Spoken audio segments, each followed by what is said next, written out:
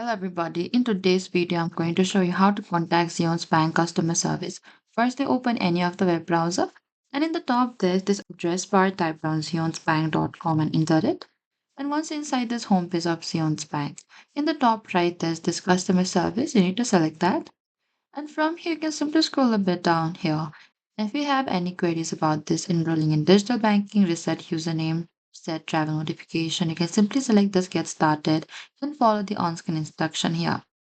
And you can simply scroll a bit down, and over here you'll get this call number. What you need to do is you need to contact this number, which is a customer care center number, and customer care specialist will assist with accessing your account. And you can simply scroll all the way to the bottom here. And if you want to reach out to the customer service number over here, this is the number. You can simply call this number as well. And from there, you can access support resources.